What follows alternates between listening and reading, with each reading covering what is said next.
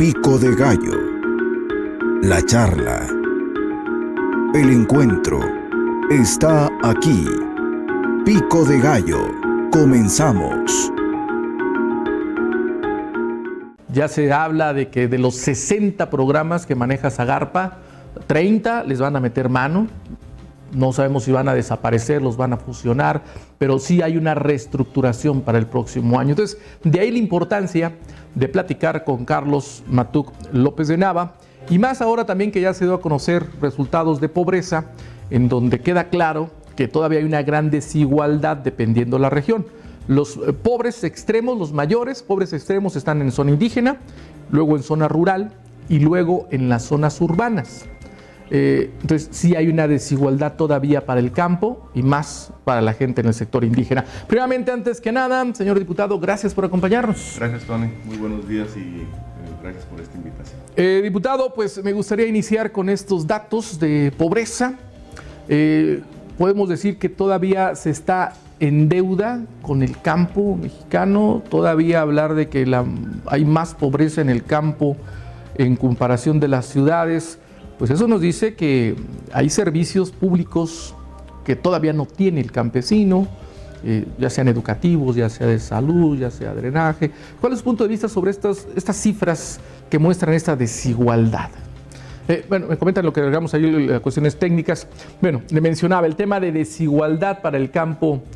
También mencionar que en Durango se ha avanzado, a diferencia de otros estados. Sin embargo, todavía son muchos los pobres, o somos muchos los pobres en nuestra entidad. Tema de pobreza, todavía hay desigualdad, hay más pobres en el campo. Bueno, definitivamente, Tony, y a final de cuentas no podemos tapar el sol con un dedo, y eso es una gran realidad. Y lo que plasma toda esta información es que el campo no exclusivamente son siembras, es ganado, son animales, sino que existe toda una gama de servicios que todavía no se contemplan o todavía no es posible que el 100% de los habitantes de esas zonas los puedan tener de una forma, pues, como si estuvieran en una mancha urbana. Pavimento, drenaje, agua potable, bueno, vivienda. Uno de los grandes dolores de cabeza ahorita que tienen las familias campesinas es que los que trabajan la tierra sí, están rezando porque las precipitaciones en el ciclo sean cuantiosas, pero las amas de casa de esas mismas familias pues rezan que ya no llueva porque se gotean, se inundan, y a final de cuentas esa es la desigualdad que se tiene en el campo y que tenemos que luchar para que todas estas condiciones de mejora social pues realmente lleguen a quienes más lo necesitan, a los más pobres, y muchos de ellos están desgraciadamente todavía en el campo. Usted recorre todo el estado, pero también hablar de pobreza hay municipios donde está todavía más marcado.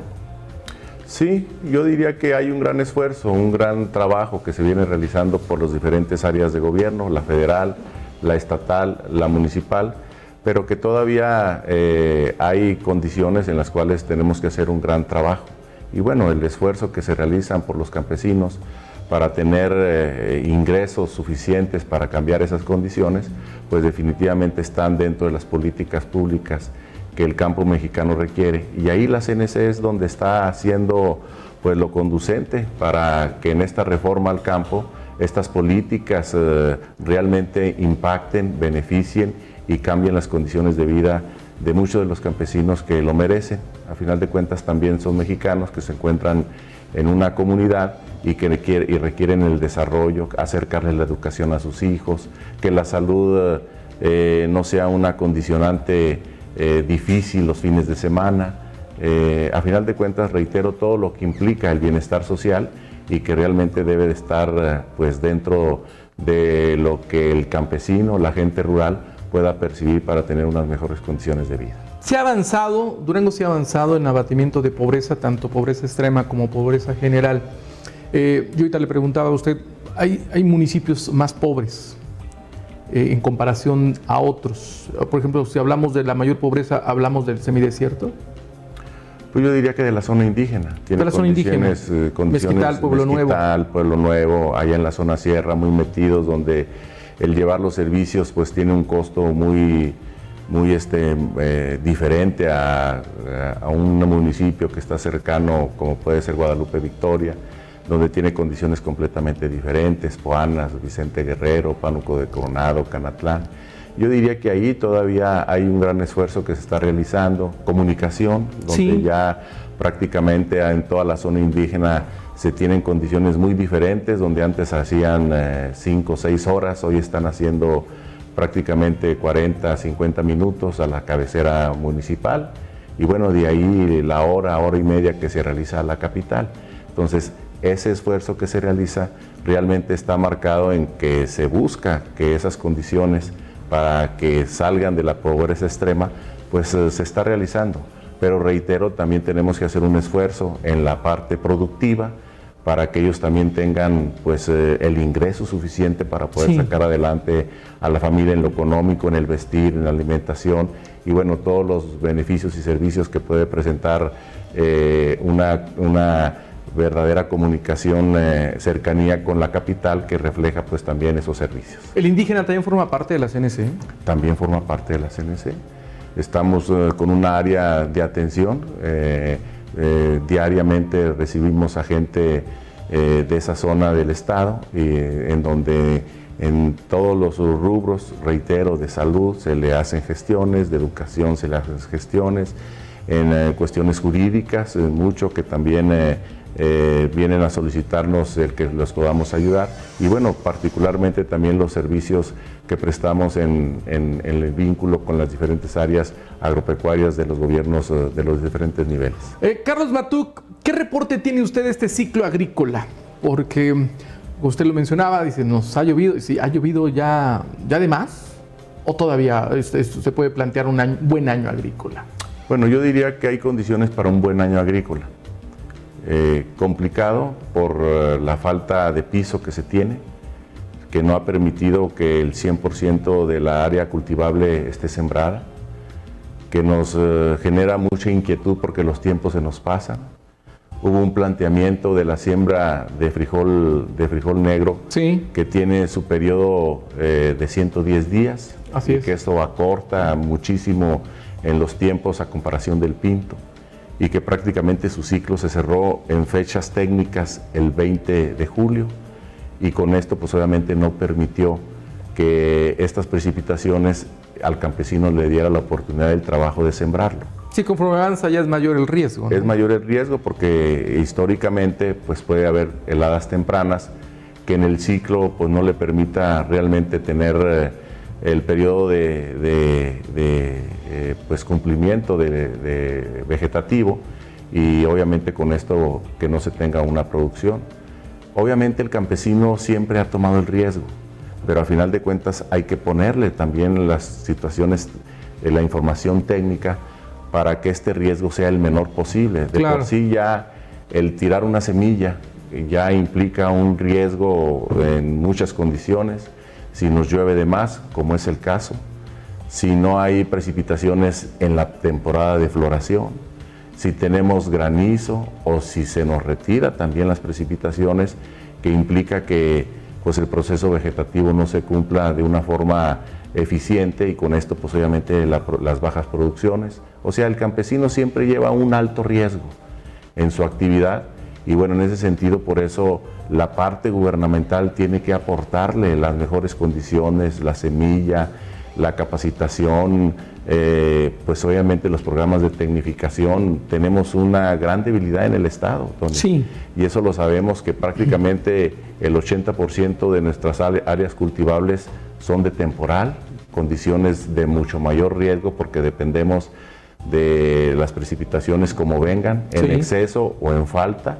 Y bueno, yo diría que en esa tecnificación tenemos que lograr pues, revertir, está como en el caso de Sinaloa, y ahí hacer una gran inversión en cuestión hidroagrícola y que no estemos viendo pasar. Ahorita debíamos de estar cosechando esa agua, que tuviéramos una mayor infraestructura hidroagrícola y sin embargo vemos que ya están virtiendo nuestras presas y todo ese volumen de agua pues está yendo del Estado. Y obviamente nos genera problemas, sí, porque prácticamente hay en ocasiones que hay arrasamientos o se desbordan los ríos y con esto las afectaciones de inundación que en los cultivos en este momento, que en muchos de los casos son de inicio de siembra, pues prácticamente no les está dejando nada a los campesinos. Tenemos la información de que hay un seguro catastrófico, pero un seguro nunca va a compensar lo que implica tener una buena cosecha. Al final de cuentas es una herramienta y lo ideal sería que el campesino pues tuviera pues las condiciones óptimas para poder tener una cosecha, y sobre todo ahí entraríamos al problema histórico del sector campesino, que es la comercialización, y que en ese sentido, bueno, también tendremos que hacer una revisión de las políticas públicas para que realmente el beneficio sea al campesino. ¿Quedan muchas tierras sin sembrar?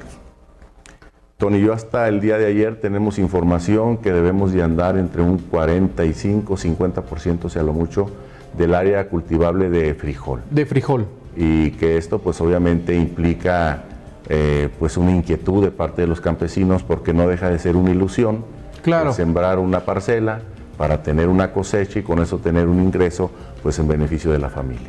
¿Quedarán tierras sin sembrar? Esperemos que no, ojalá, dependemos del tiempo. Lo que necesitamos es condiciones, pero también hay que decirlo, Tony, no es en todo el estado.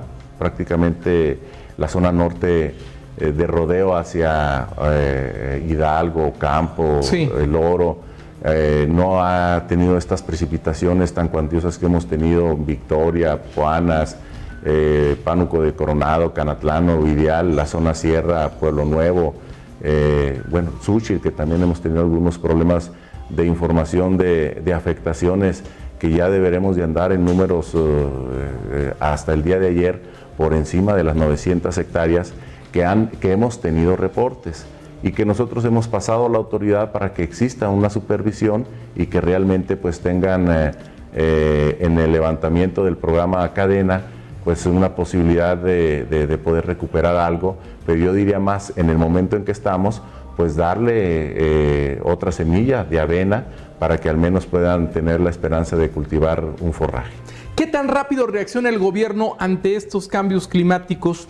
Porque sí llama mucho la atención que cuando el campesino dice, bueno, voy a sembrar negros, y luego dicen, es que no tengo la semilla, y se tardan en dispersarla y luego no la dispersan, y luego dicen, bueno, ya no alcanzaste negros, te alcanzas pintos, y luego se tardan de nuevo en entregar semilla de pintos, y luego ya no se dio el tema de pintos, ya la gente está pidiendo cebada, y ahí andan batallando porque dicen, no ha llegado la semilla. Falta este dato, el gobierno no tiene esa capacidad. Platicamos con un dispersor, dice, oye, pues yo sí tengo semilla, dice, pero a mí me deben la semilla del 2013. Dice, ahora me dicen, danos semilla, dice, yo le digo al gobierno federal, oye, págame lo que me debes. O sea, ¿qué está pasando con el gobierno federal? ¿Va a un tiempo diferente? Bueno, Tony, yo diría que a final de cuentas las condiciones climáticas nos hacen cambiar mucho el esquema de planeación que se tiene. Sí, el campesino lo entiende, pero ¿lo entiende el gobierno? Pues yo diría que a final de cuentas esa es la responsabilidad que tiene el funcionario, de estar pues muy atento, muy presente de cuál es esta problemática que se está dando en el campesino para poderle resolver. Porque a final de cuentas, si nosotros lanzamos las políticas públicas, pero en los hechos sí, no tenemos las condiciones para entregar el insumo principal, pues obviamente la problemática para el campesino pues es de no resolver para poder sembrar y tener la garantía de pero hay que estarle puchando al gobierno. Hay que estarle, yo diría que sí se tiene que hacer un programa de planeación. Yo te diría que ese tipo de reuniones son las que realmente debiésemos de tener. Te pongo el caso de un programa de incentivos del maíz, donde se está reconociendo al campesino de Durango el que solamente podemos levantar 7 toneladas sí, y quienes cosechan más quedan fuera de los incentivos.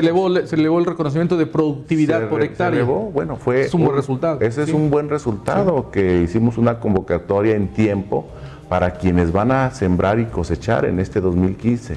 Lo hicimos prácticamente a 3-4 meses de una cosecha, y ese es el tipo de reuniones que quisiéramos tener para poder anticipar la problemática y poder definir sí, cuáles son las políticas públicas que realmente puedan garantizar al productor pues tener los ingresos que realmente merece por su trabajo. Esto lo gestionó la CNC.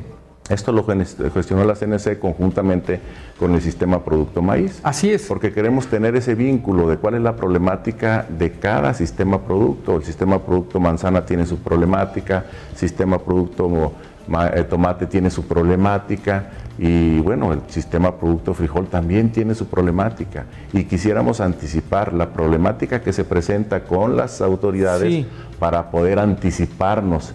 Y con todo y eso tenemos un riesgo, porque en el clima, pues obviamente ahí sí no podemos nosotros tener ninguna posibilidad de garantizar que sí, se tenga un temporal o se deje de tener. Pero ahí está el dato que yo le menciono, o sea, la CNC le tuvo que decir a Zagarpa, dice, oye, ya soy mejor productor de maíz, tienes que reconocerme que ya produzco no solo 6 toneladas, sino que estamos alcanzando 10 toneladas. Y en ese momento Zagarpa dice, sí es cierto, Durango, ya eres mejor productor de maíz, pero la CNC le tuvo que empujar. El otro día un funcionario de Zagarpa decía, oiga, es que como no somos adivinos para saber que necesitaban frijol negro el mercado. Y entonces yo decía, oye, ¿cómo que usted, si usted era un funcionario de alto nivel de Zagarpa, donde él se quejaba de que no les avisaron a tiempo que el mercado nacional requería frijol negro? Dijo, yo no soy adivino. Y dije, oiga, pero usted es la dependencia, usted es la delegación. O sea, ¿qué pasa con Zagarpa? Pues yo diría que sí tiene que entrar en un esquema de planeación, Tony. Eso es algo definitivo. Y creo que si no lo hacemos, pues siempre le vamos a quedar a deber al campesino. Y esa es nuestra responsabilidad también. Como liderazgos, pues tendremos que ver cuál es lo que está requiriendo, cuál es su problemática, cómo podemos ayudarlo, cómo podemos resolverlo, y que realmente estén en tiempo todas las acciones de gobierno para que tengan un resultado positivo, porque si no siempre vamos a estar atrás y obviamente el campesino pues lo vamos a señalar, lo vamos a puntualizar, porque si no esas políticas no nos sirven para el hecho de que seamos mejores productores, que tengamos mejores ingresos para la familia, que realmente nos llegue la semilla, el fertilizante, el apoyo, cualquiera que este sea. Usted mencionaba el maíz, ¿ya ha bajado el incentivo al precio del año pasado? Porque también les tenían detenidos ahí como 140 millones, ahí también, ¿no? Hicimos una lucha, está trabajando. Exacto. Y reitero, bueno, esa es la parte de la política que... ¿Y ya bajó ese dinero? Ya está bajando. Está bajando. Igual que el tema, no podemos descansar, Tony, hasta que no escuchemos que el último productor de cualquier programa sea realmente beneficiado de algo que se le anuncia. Sí. Porque entonces no estaríamos cumpliendo nuestra función.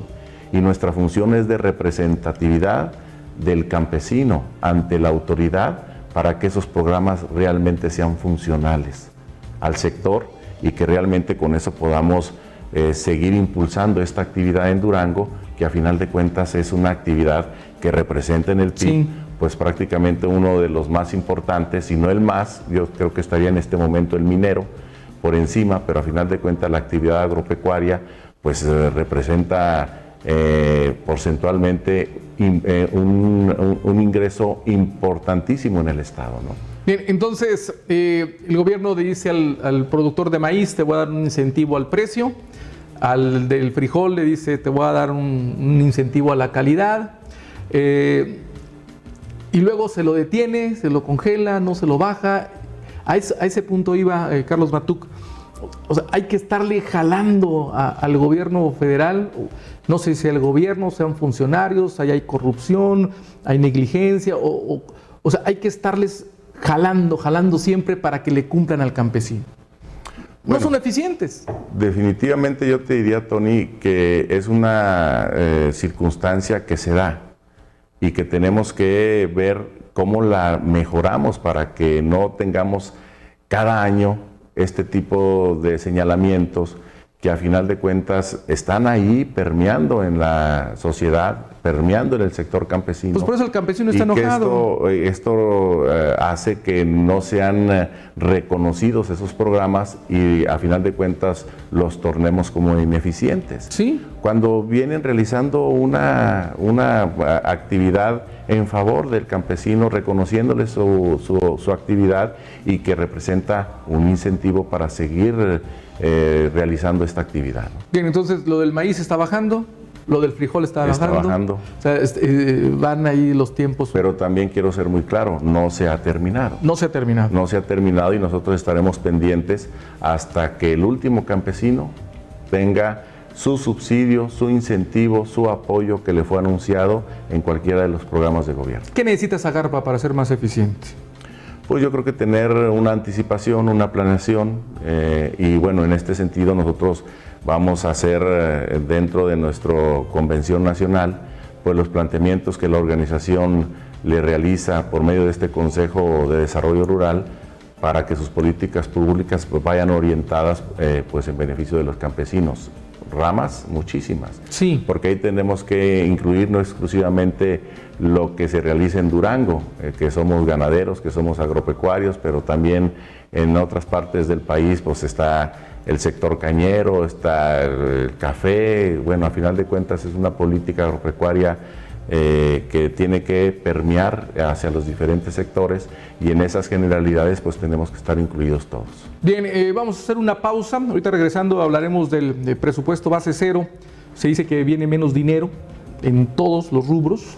Entonces, ¿cómo luchará la CNC para mantener el presupuesto o elevar el presupuesto o hacer más eficiente el presupuesto? Igual si hay menos dinero, el caso es que llegue de manera más focalizada y de manera más rápida. Vamos a la pausa y ahorita regresamos.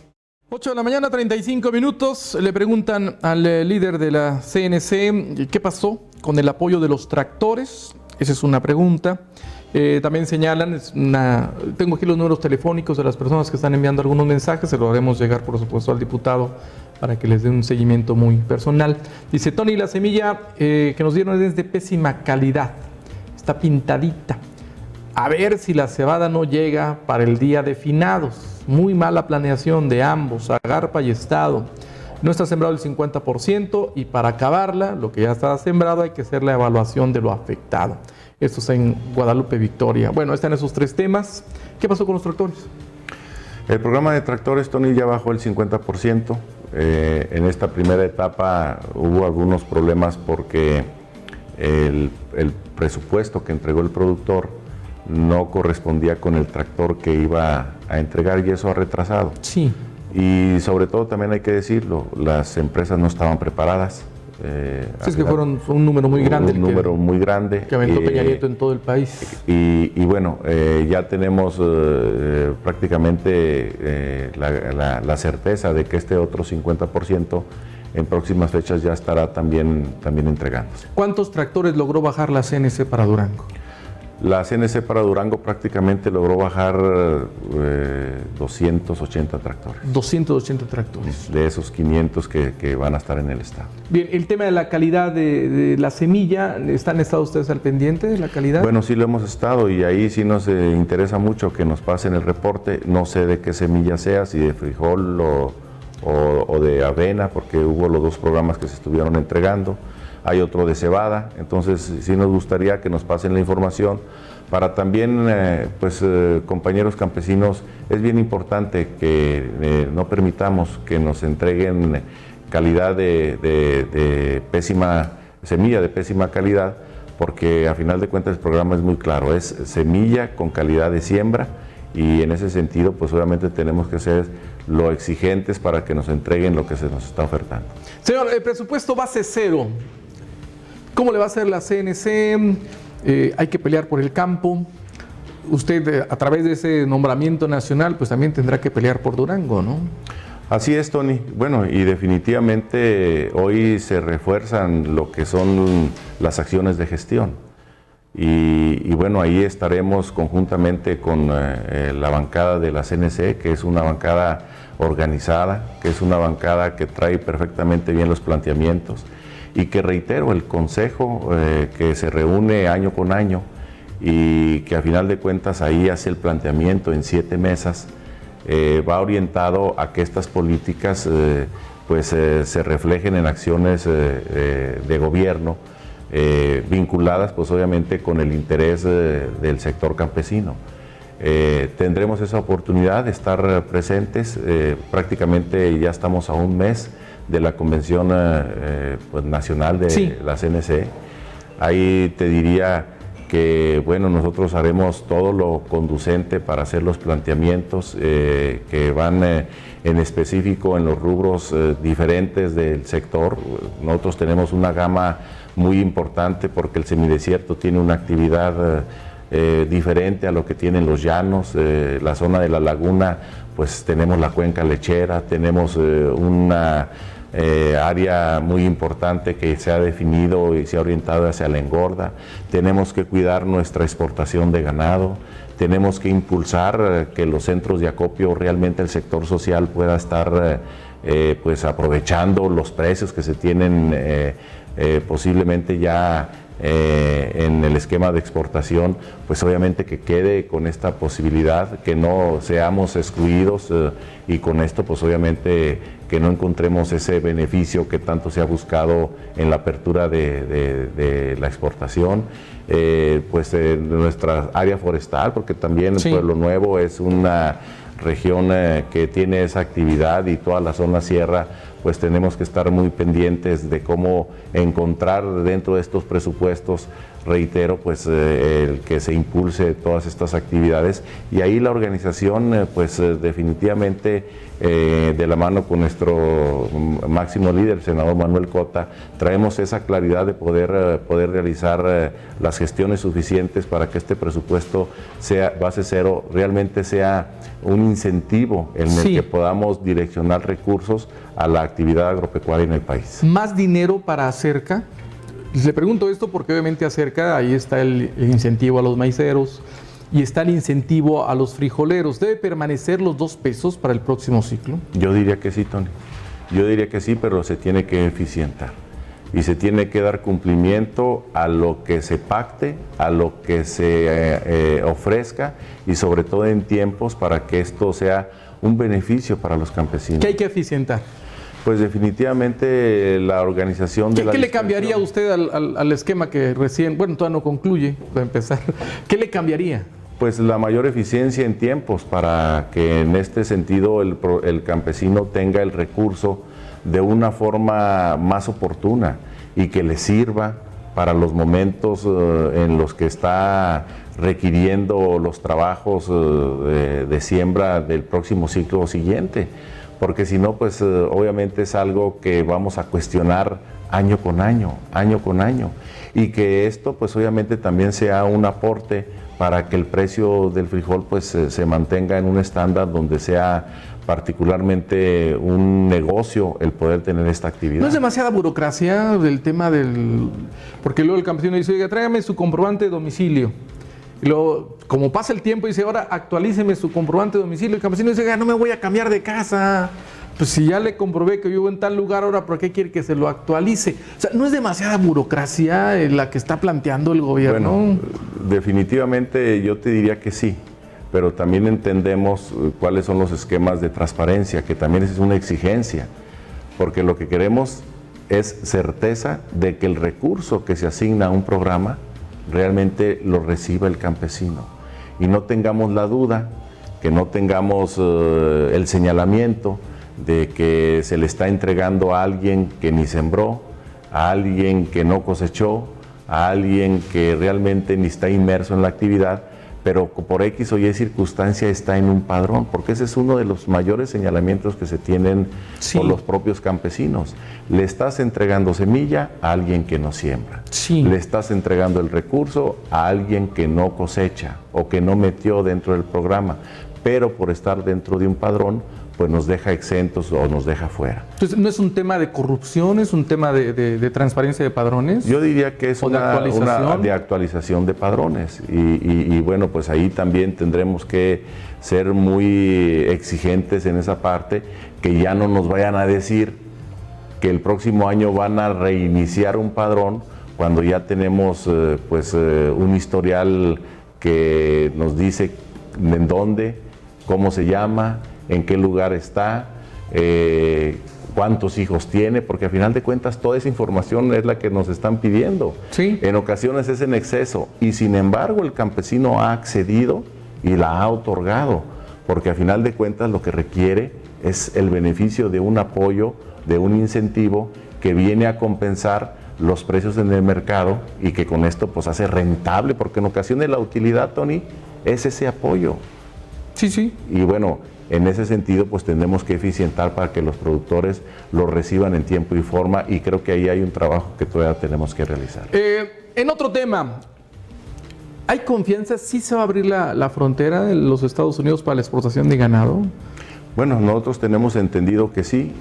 Hay un predictamen, ¿no? Hay un predictamen ya de parte de USDA, que estuvieron en una supervisión, en una revisión prácticamente de una semana.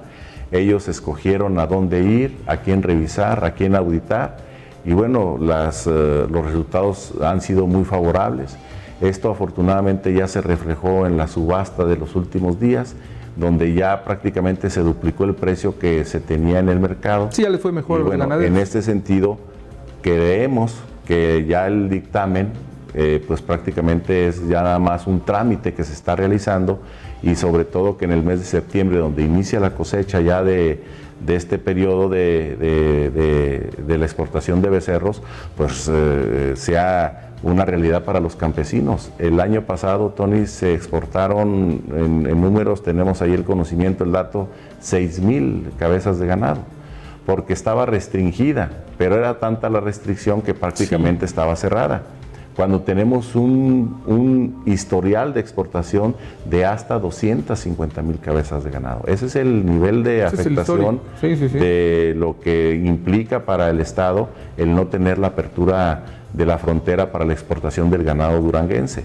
Se ha hecho un gran esfuerzo, se hizo modificaciones de ley, si me lo permites, hablaría de lo que se realiza en el Congreso, para que la nueva ley sea pues una herramienta que realmente dé garantía, pero sobre todo en algo que no se tenía y que era uno de los señalamientos por parte de los americanos, que no sancionábamos, sino simple y sencillamente prácticamente le decíamos no lo vuelvas a hacer. Sí. Y no había ni siquiera una sanción administrativa en lo económico, y esto pues obviamente da pie a que si no me reprimes, si no me sancionas, pues no hay ningún problema y lo sigo haciendo con el riesgo que esto implica.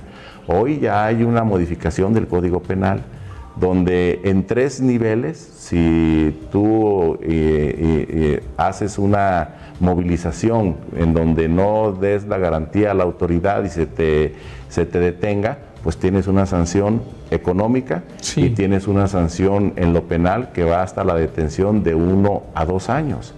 Pero si de ahí te pasas a que quieres pasar ganado que no es nacido, pero que tú lo quieres errar con fierros de aquí, o sea, una movilización más aparte el hacerlo pasar como si fuese de Durango, pues ahí tienes una penalidad de hasta 8 años. Pero si tú mandas un becerro y esto implica que pones en riesgo la sanidad y sobre todo la exportación, te puedes ir hasta 12 años de cárcel. Bueno, esas modificaciones ya hacen ver a los ganaderos que puedan pensar en incurrir este tipo de acciones, en que ya van a tener hasta una penalidad en lo económico fuerte, pero también hasta la pérdida de la libertad. Bueno, eso lo reconoce las personas que vinieron a hacer estas observaciones, y son parte de los trabajos que se viene realizando por la autoridad, donde ya se obliga la instalación de la arete sin higa, donde tiene esquemas de mayor control y movilización, donde tiene que haber una coparticipación de responsabilidades entre el ganadero, la autoridad y los veterinarios que hacen las supervisiones sanitarias para que ese ganado que se exporta realmente vaya con las características y sobre todo con todo el esquema sanitario que esto implica, para que no nos boten allá los temas de tuberculosis.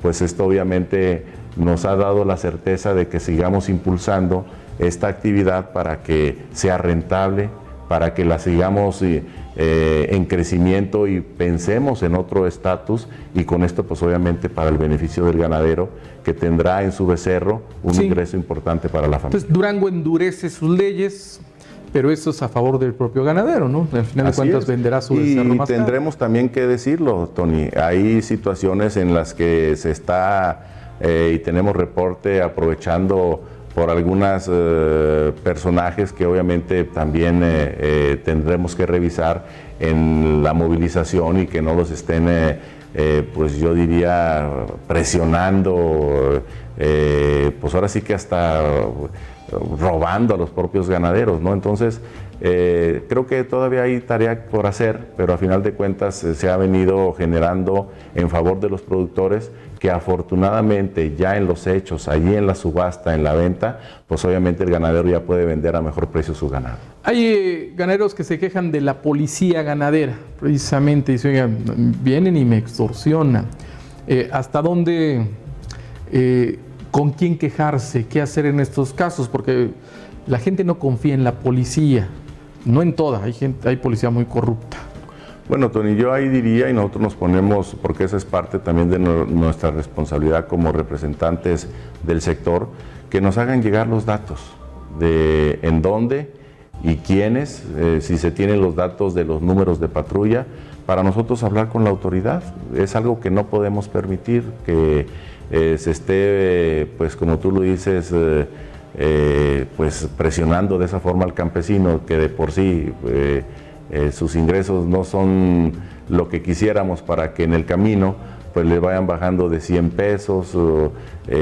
Tenemos en ocasiones a gente muy insensible que ve una camioneta de tipo ganadera y bueno, los detienen, les dicen que no traen la luz.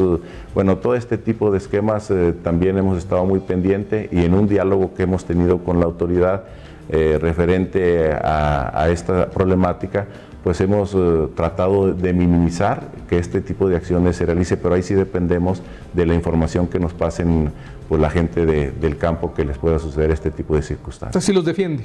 Definitivamente. Y la gente hay que denunciar, es que muchas veces da miedo, denunciar al policía da miedo. Desgraciadamente es eso también una realidad. Carlos Batuc, hablemos de otros temas. Se acerca un proceso electoral 2016, se renueva la gobernatura, se renuevan presidencias, se renuevan diputaciones.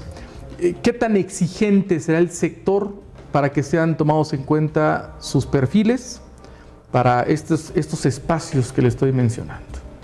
Bueno, definitivamente en todos los municipios como sector hemos hecho un trabajo, y que hay un reconocimiento a nivel nacional de la CNC en Durango, donde prácticamente lo que se realizó en el proceso anterior, pues es ahora sí que la participación del reconocimiento, y yo diría un trabajo de gobierno de Jorge Herrera Caldera, que el sector le reconoce todo su entusiasmo, todo su esfuerzo, todas sus gestiones en la sequía, donde le demostró a los campesinos que se la jugaba con ellos, en las inversiones que está realizando CONASA, donde ya prácticamente histórica se realizan más de 40 pequeñas presas de mampostería que están ya funcionando en las diferentes regiones.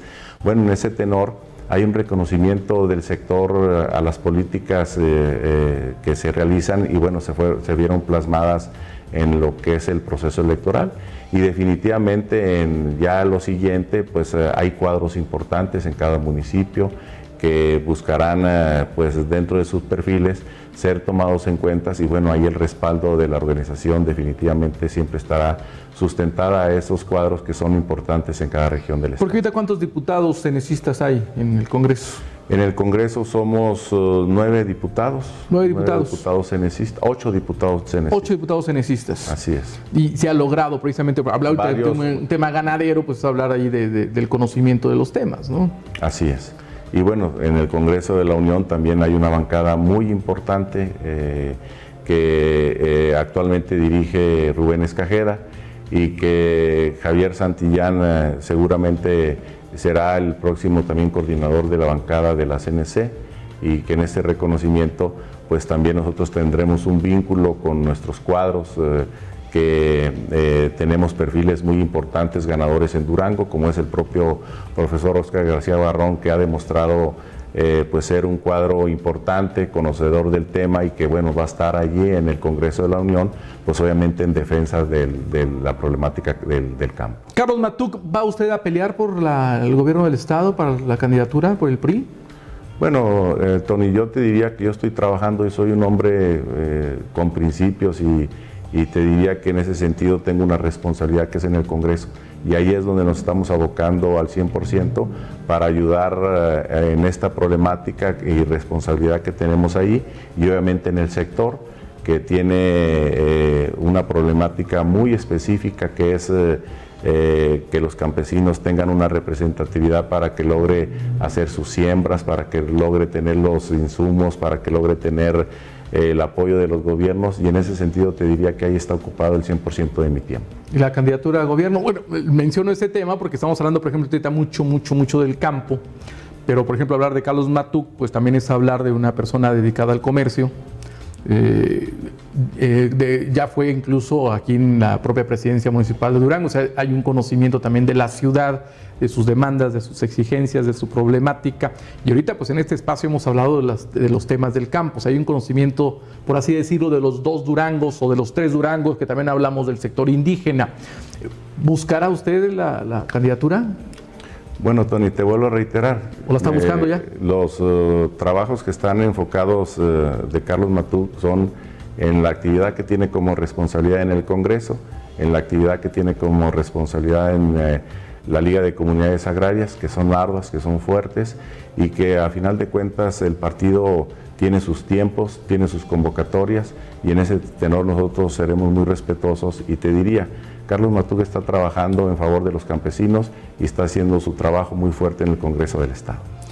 Diputado local Carlos Matuc López de Nava, pues muchísimas gracias por haber estado con nosotros en este espacio de Pico de Gallo. A nombre de nuestro director de noticias, el titular de este espacio, Carlos Garza Limón. Tengo algunos comentarios, algunas peticiones. ¿Cómo le hago para que me den maíz o el apoyo? Tengo unas vaquitas. Dice, oiga, yo soy de Regocijo, Durango. Nos manda su teléfono, nos manda su nombre. Lo haremos llegar, por supuesto, al señor diputado. Algunos otros mensajes también de los programas que están realizando. Cada uno de ellos, le digo, lo haremos llegar al legislador. Pues muchas gracias, Carlos Matuc. Gracias, Tony. Gracias por esta oportunidad. Nos llevamos todas esas comentarios y peticiones que están llegando. Y bueno, también la organización ha hecho un programa de vínculo, de entrega de apoyos alimentarios para el ganado. Se entregó semilla de avena, se entregó suplemento. Y bueno, con todo gusto vemos estas solicitudes que te están llegando y que haremos contacto para que podamos apoyarlos. Bien, y ahora yo le voy a hacer una petición, siempre que tengo aquí a Carlos Matuc, aprovecho yo para hacer mis gestiones. Recientemente nos ayudó con una señora enferma de cáncer allá en Guadalupe Victoria, lo cual le agradezco mucho. Ahorita se ven algunos porque han sido muchos temas que le hemos puesto y siempre nos ha dicho que sí. Recuerdo el caso de un niño, de una laptop. Y ahora tengo yo el caso de Andrés, un niño de la Comunidad de Esfuerzos Unidos en Nuevo Ideal. Él el próximo día 31, ya en próximos días, estará viajando junto con su mamá a la Ciudad de México. Lo van a operar de la columna vertebral. Él tiene una malformación en su columna vertebral. Y la operación la requiere porque si la columna se sigue desviando, terminará por fracturar el cuello del niño. Es un jovencito de 9.5 en la escuela, excelente, todo el mundo lo conoce allá en Nuevo Ideal. Y ya el gobernador del estado le obsequió los boletos de ida y vuelta a la mamá y al niño. Él y su mamá deberán permanecer, le mando un saludo a Andrés y a su mamá, deberán permanecer un poquito como mes y medio. Y la señora nos habló, yo le decía, oiga, pues váyale calculando cuánto requiere para el tema de comida. Dijo, ya conseguí hospedaje. Le calculó, ella no es una... Hasta le decía, oiga, súbale tantito, yo le dije a la señora. Le voy a pasar el caso. ¿Nos ayuda con Andrés? Con todo gusto. Nos ayuda con Andrés, el tema es económico, para que la señora pueda viajar y mantenerse allá en lo que su hijo está en el hospital. Si Dios quiere, todo saldrá bien. Es una operación muy, pero muy complicada. Hablan de cortar parte de la columna, poner placas. Afortunadamente hay una fundación en México que va a absorber todo el costo de la cirugía. Ya no le va a costar la cirugía. Lo único que requiere es para la comida. Con todo gusto hacemos contacto y apoyamos en esta circunstancia para que la familia esté tranquila y pueda estar, pues ahora sí que atendiendo esta pues problemática que se les da de salud y que ojalá lo más importante es que todo salga bien. Muchas gracias. Y bueno, Andrés, si me está escuchando allá en Nuevo Ideal, pues ahí está ya resuelto. La señora le manda un saludo, ya para que esté tranquila. Entonces, no se preocupe, que lo importante es la salud. Muchas gracias, diputado local. Gracias, Tony. Le agradezco de nuevo esa sensibilidad que siempre ha tenido con este espacio de Grupo Garza Limón. Siempre nos ha dicho que sí, así que por eso pues, aproveché el viaje que tenerlo aquí con nosotros. Son ya las 8 de la mañana con 58 minutos. Nos vamos. Gracias, que tenga un excelente fin de semana.